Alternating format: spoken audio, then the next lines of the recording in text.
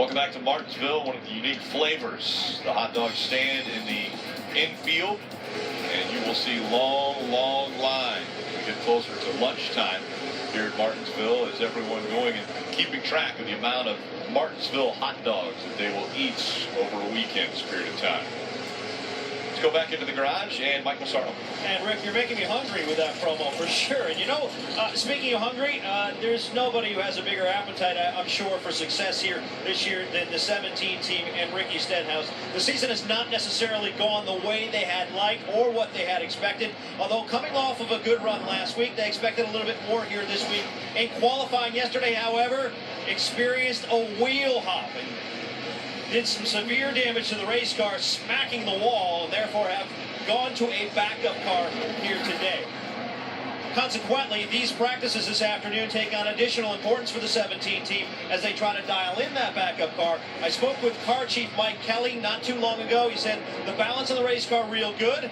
Ricky Stenhouse pretty happy with it right now, but he's got his work cut out for him on Sunday as he has to work his way to the front from the back of the field. And Jeff, wheel hop here at Martinsville. Obviously, we've seen it before, and it's something that can certainly bite you. Yeah, it certainly can, and we've seen it a lot lately. We saw it in the spring race, we saw it last year's race, we've seen it in practice already this year, so it seems to be happening at a more frequent rate for some reason.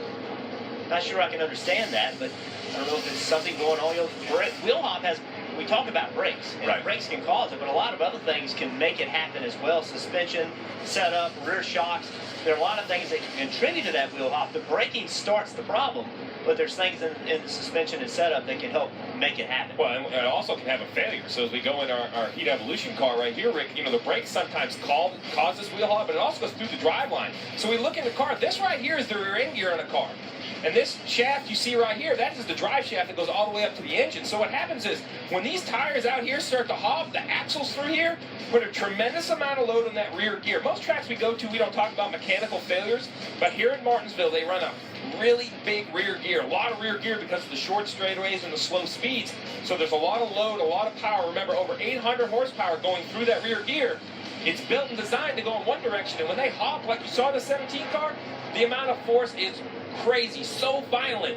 So you break a couple teeth off the gear, that gets in the oil, next thing you know, you're going to have a rear gear failure. The chase cars have to be really, really concerned about this.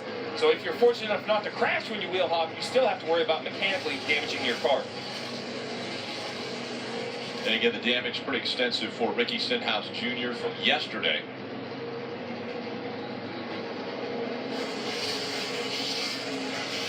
But looking quite a bit better in the second practice of the weekend.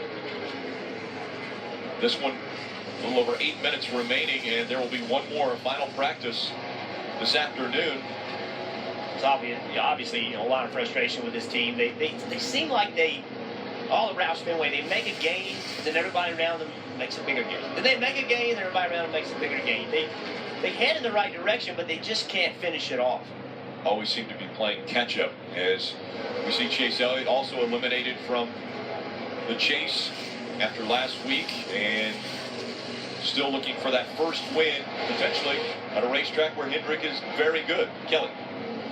Yeah, probably a lot of disappointment for this team after not advancing to the round of 8. Chase Elliott just 2 starts here at Martinsville, and he has said everything is a challenge for me here. It's been rough going every time. So he is pulling double duty this weekend. He'll be racing in the Truck Series later on this afternoon. He also has 2 great teammates, obviously, in Jeff Gordon and Jimmy Johnson, 2 of the best to ever race here at this track to help lean on. But even just moments ago after his last run, he just said he needs the car to turn a little bit better. Then he asked his crew chief, Alan Gustus, and he said, hey, can we look at the data and see what it says? I'm just not sure what to do to fix it.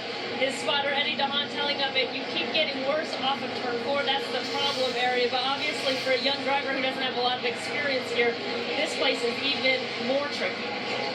So the extra track time for Chase Elliott out there in the Truck Series will help him out. Today on FS1 at 1:30 p.m. Eastern, the chase continues in the NASCAR Camping World Truck Series.